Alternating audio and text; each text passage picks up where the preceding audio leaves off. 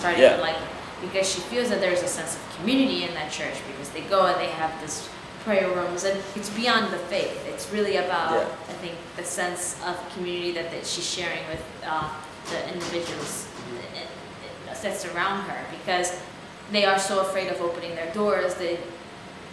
That's just not happening on its own. So you go to the church and you open the church doors. Right. By providing this like some kind of structure, somehow people were like, oh, we're under this one big umbrella somehow.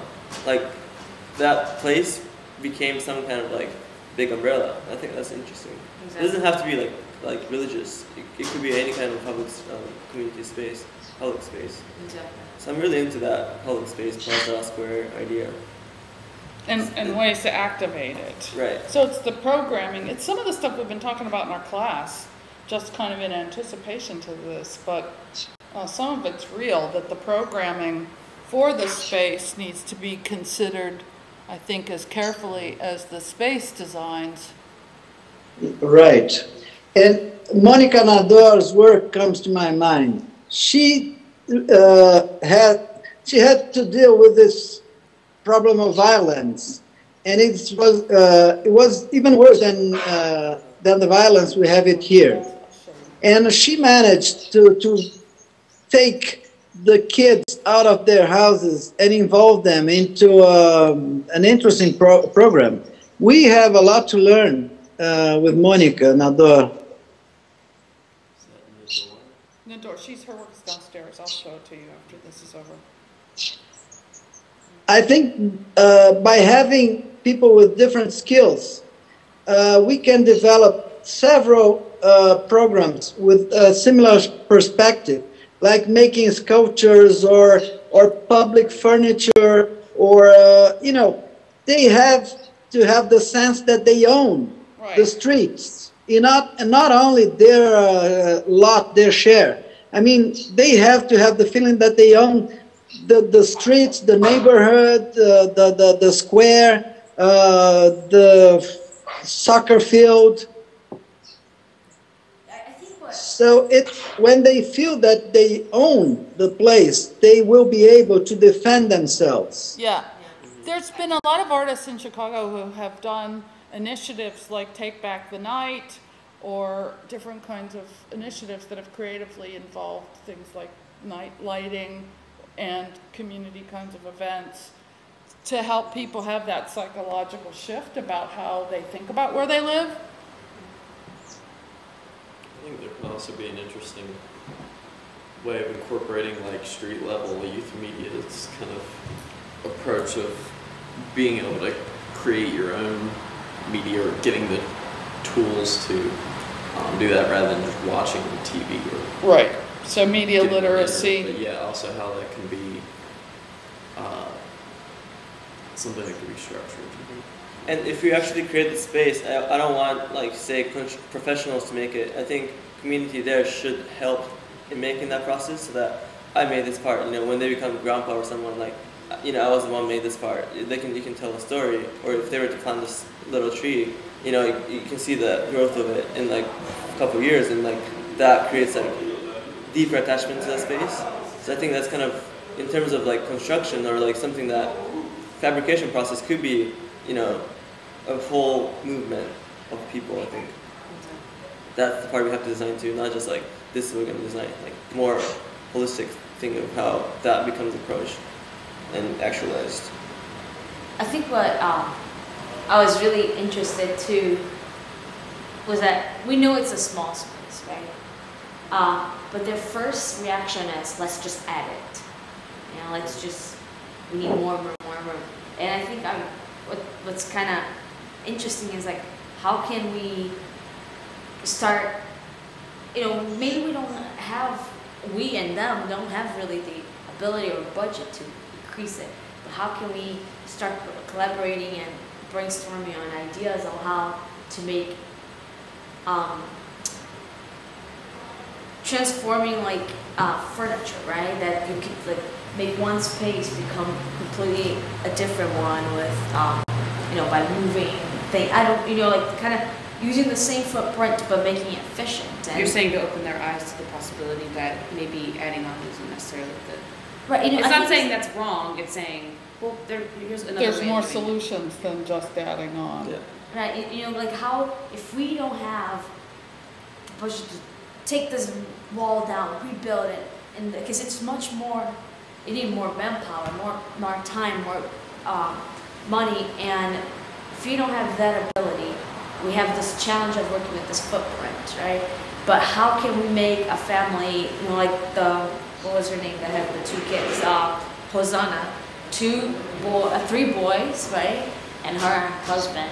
How can we make this sort of space still be something that is livable for them to be able to, you know, make it efficient? That, right, this living room, maybe somehow we're able to transform and move the seating area completely, make it a dining room, and like a matter of like just pushing these things around. And then, or even, you know, when her 8-year-old boy is by himself in there, how can we completely like move it and be able to make it a playroom for him? Right? You know what I mean? So like I think it's really interesting how to use this space. Okay, I was just wondering, how can they fit 13 people in a house with this footprint? That's crazy. Yeah. I was thinking I mean, that too. that's not really, that's more, How do they sleep? I mean, we can't, I think, you know, if that's the case, that's an extraordinary situation, right? And Yes. I don't know, I don't think that we shouldn't design for the extraordinary situation. We should design for a typical, I mean, that's too much of a challenge, Marcelo.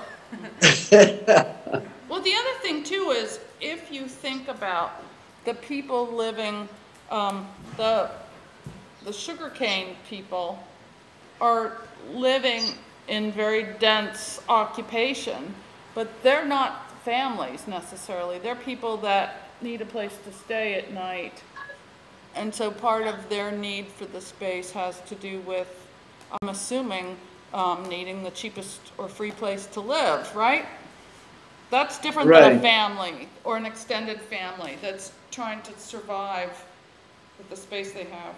That's a different type of intermediate. Yeah, and Yeah. we're not designing for this type of housing. We're designing for families. We're designing for a long-term occupation. Right. Marcelo, I do have a question. We touched a little bit in the conversation with them about entrepreneurs and business. And Carlo, I think that's his name, was saying Carmo. I'm sorry? It's Carmo. Carmo. Carmo. Carmo was C-A-R-M-O. Okay, Carmo. He was saying that, I guess, you know, they're not really allowed, I guess, to have businesses in their home, and you were saying that that's sort of changing. So is that something that would be a possibility for our proposals to be able to create spaces where there is business within that community, so it's generating money within the community and they're supporting each other that way? Or should we stay away from that because it's dealing them with issues that it's beyond what we could do in terms of the governmental level? No, definitely, that's not a problem for us. It's I've been talking to the Secretary of Planning in Mococa, and he's very supportive of whatever project we can come up with, because his idea is it's very important to keep people living in Igarai and prevent them from moving to Mococa, and you know, and making the periphery more and bigger and bigger, with a lot of unemployed people living there. So they rather have these people living here and you know, working around here. So it's not a big issue. We can think with a lot of freedom. There are no legal issues we have to deal with. It's basically we have it very open. Even the square, we can go after the project that they have and come up with a completely different one. And I think they are willing to accept that. Would it be able for you to get that information, what their master plan, the plans that they have for the area are? Do they have and post it for us? So yes, we could, you know, not kind of like look at what, I don't know, just as a case study, I guess, for what's planned for the area. I don't know if you guys agree or not with that. yeah. We are going after that information. It's not difficult to get it. Okay. Now, just one thing that I'm still confused. Mococa and Igarai, what's their relationship? Is Igarai a city? Is it a village? What's the whole idea? Igarai, it's a sort of neighborhood of Mococa. So it's a faraway neighborhood. It belongs to Mococa municipality. Like Evanston. Okay. Maybe a Schaumburg. And you know what? There's a funny thing about Igarai. It's not on any map. You can't find Igarai on any printed map. And to have Igarai printed on a map, it's something that they really would love to see one day. That's interesting. And it has to do with identity too, of course. If I were in São Paulo and I said I was gonna go visit Igarai, would people from São Paulo know what I was talking about? My dad did. No, not at all. Never heard from Igarai. No one ever heard from Igarai. It's a tiny little spot on the map.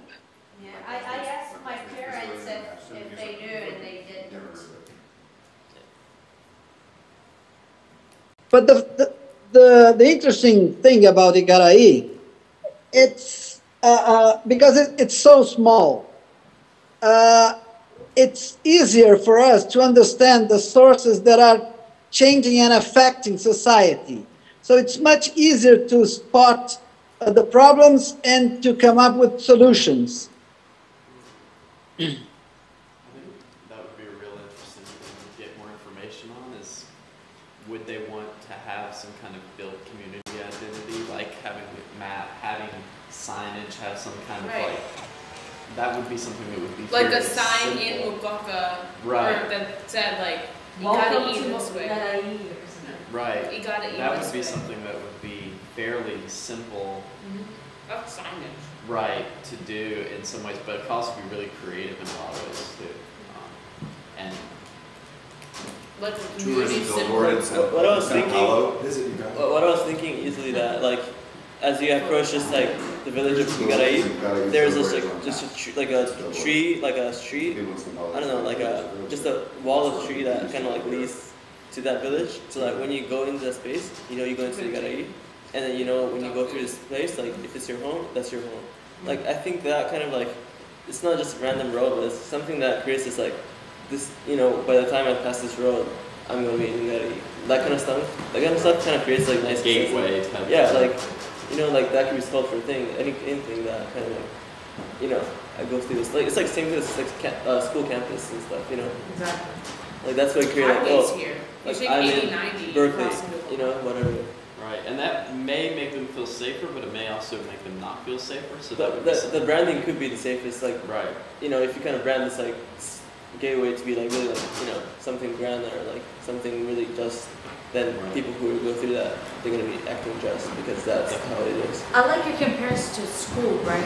University, because there's a lot of pride on like what, you know, Yeah. sometimes when you walk into university. And it's, I think that's what it would be cultivating, that pride. Right. That this is my space. That's been lost, so that's why they call themselves like $1.99. Yeah. So Exactly. like if you go like, you know, Harvard, whatever, like that, branding somehow Yeah. makes that a big thing. So maybe Igarai could be more of like, not about like, it's, you know, beyond this like basis of life, like you have food, whatever, that's being kind of given, but like something gives beyond this like sense of community, sense of like this like happening place in terms of community. I think